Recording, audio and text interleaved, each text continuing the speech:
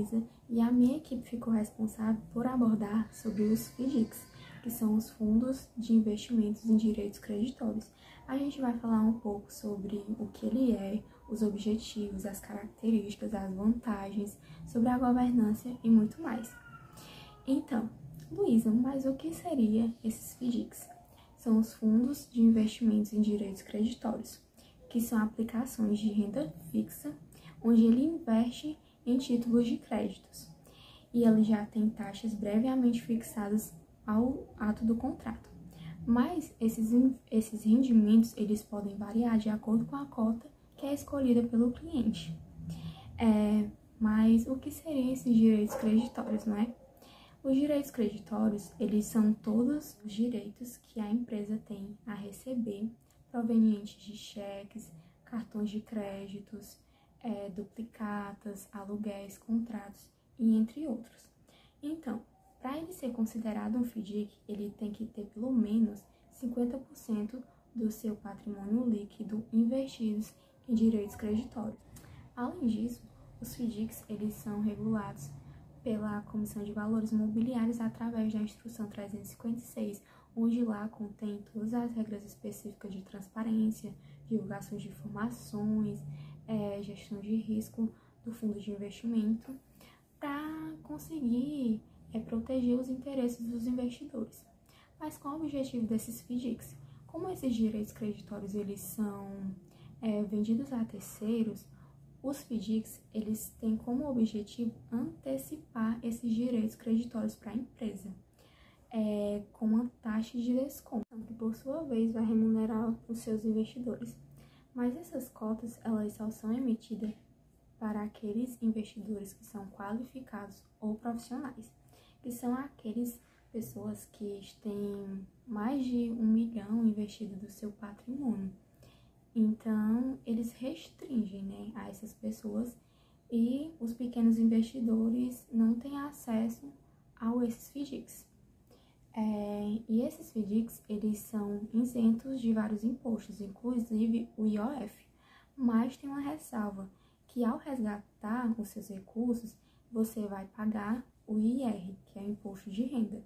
E atrelado a esse objetivo vem o funcionamento dele, que é quando a empresa ela realiza uma venda a prazo através de um cartão de crédito e gera esses recebíveis, ela pode estar vendendo para um FDIC através de direitos creditórios. E ele vai antecipar esses recursos, para a empresa, para que ela possa gerar caixa, outros objetivos quaisquer, e eles vão fazer essa antecipação através de uma taxa de descontos aplicado a essa antecipação. E diante disso, vale ressaltar que todos esses FDICs, eles são regulamentados, que eles têm que dizer todas as suas características, a questão da sua diversificação, a questão de risco de crédito, a sua área de atuação, ou seja, a sua política de investimentos para que os investidores estejam cientes do produto que eles estão levando. Então, tem toda essa regulamentação dos FDICs.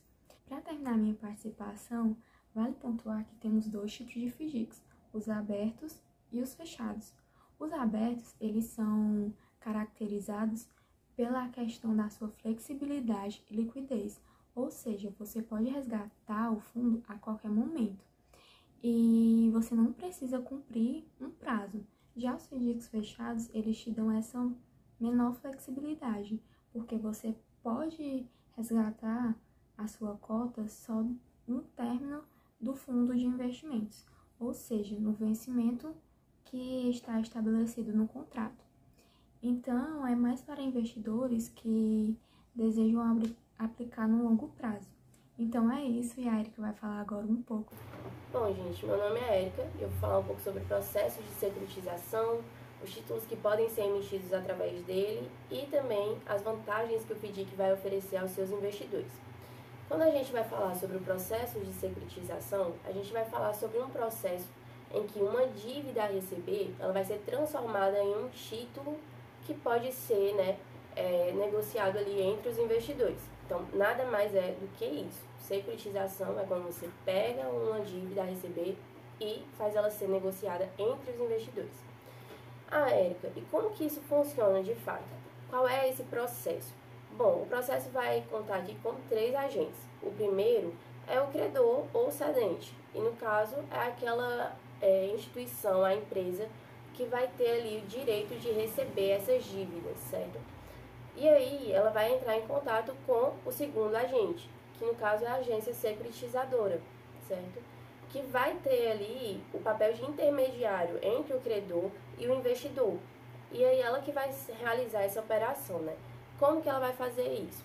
Ela vai transferir o risco do credor para o investidor, transformando, né, essa dívida em um título que pode ser negociado por ele, né? Um título propriamente dito. E mais tarde a gente vai falar sobre esses títulos, né? Esses tipos que podem ser emitidos nesse processo. E aí, por último, o investidor, que nada mais é do que aquela pessoa que vai assumir os riscos desse processo, né, dessas dívidas a receber, mediante ali a uma taxa de remuneração. Então, com isso, o que é que a gente faz? A gente vai transferir o risco, que seria assumido pelo credor, para o investidor, dando a ele, né, uma garantia futura de um recebimento, né, de um rendimento. E aí, o que é que a gente vai ter?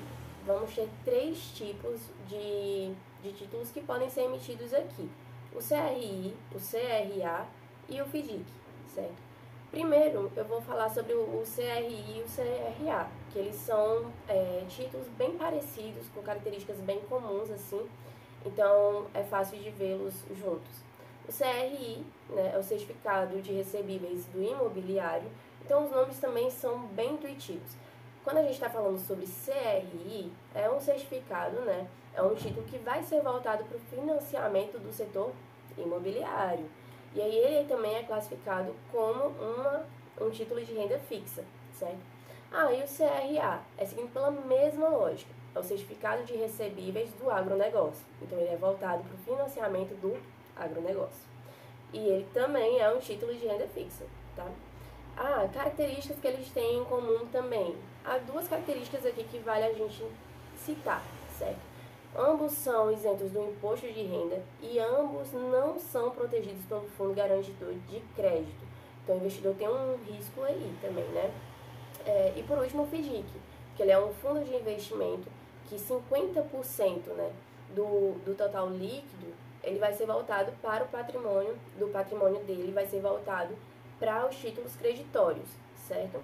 Érica, ok, entendi isso daqui, tem esses 3 títulos, já entendi também o processo de securitização, mas será que esse título é para mim? Esses títulos, o FDIC, eles são voltados para que tipo de investidor? Para quem eles são adequados?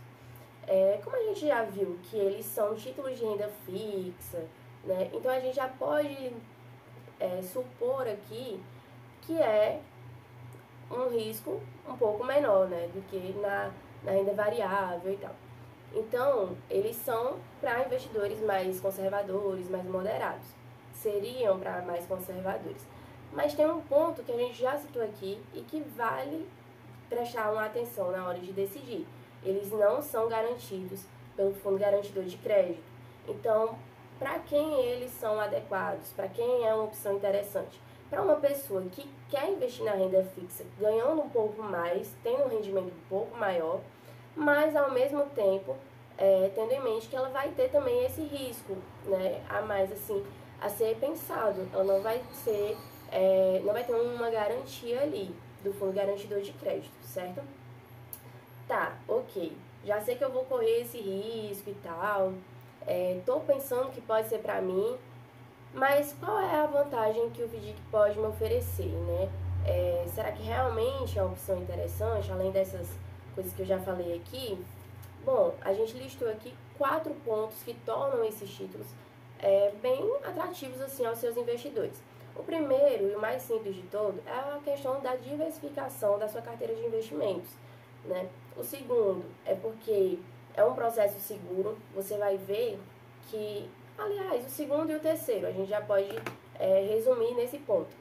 A questão da segurança, ela pode ser vista porque atrás dessa operação, né, vai ter várias agências. Então, você vai ver que, por exemplo, tem agências que vão classificar o risco, né, do investimento, tem agências que vão avaliar e acompanhar os recebíveis que vão ser, né, recebidos pelo FDIC.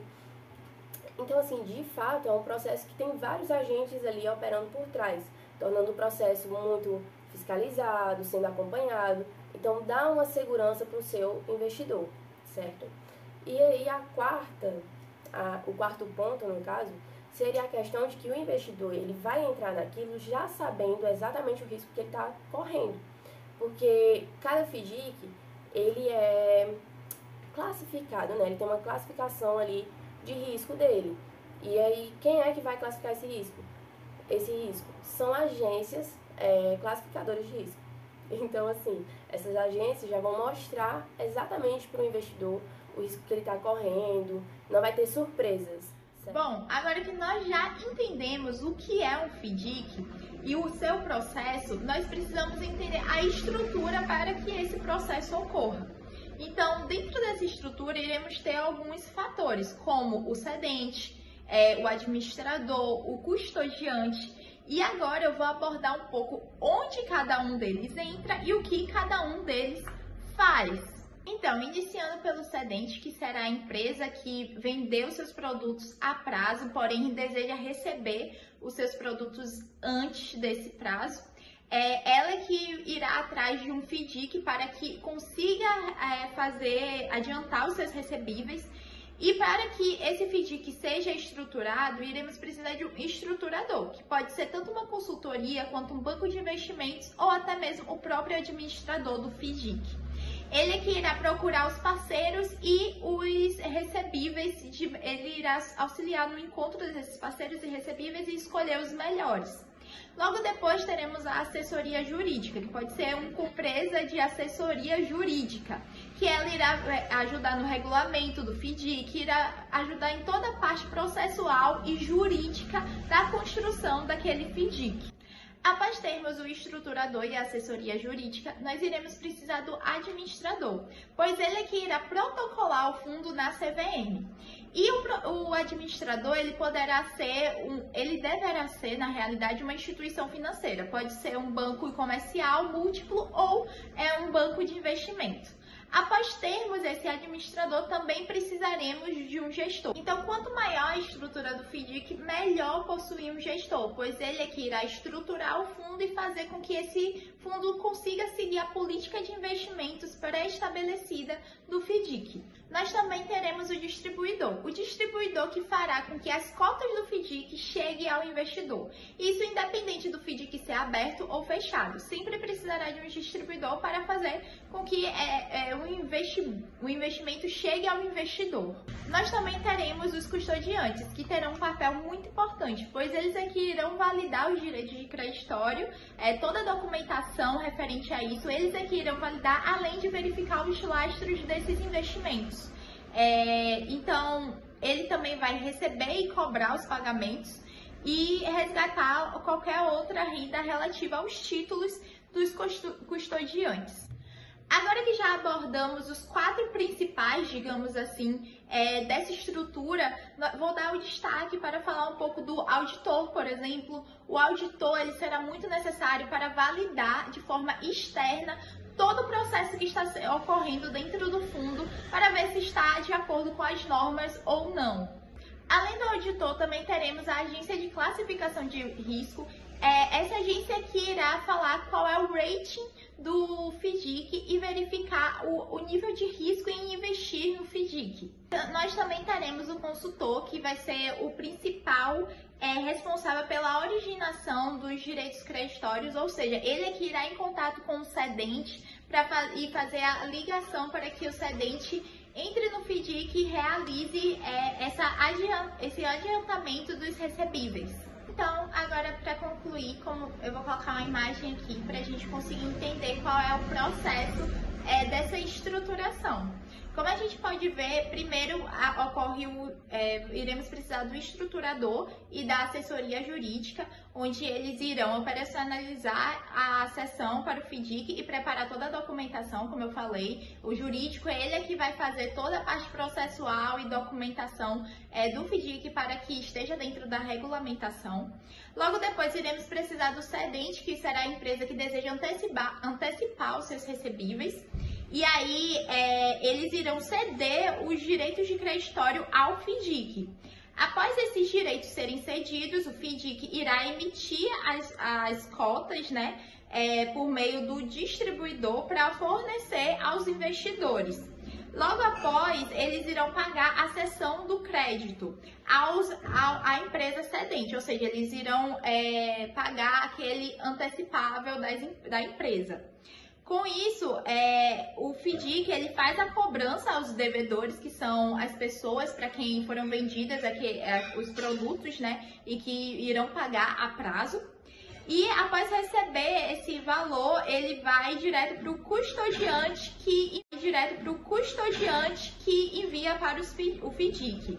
Com isso, o FIDIC paga a amortização, resgate das cotas aos senhores, que eles vão pagar finalmente aos investidores o valor, né, que foi recebido.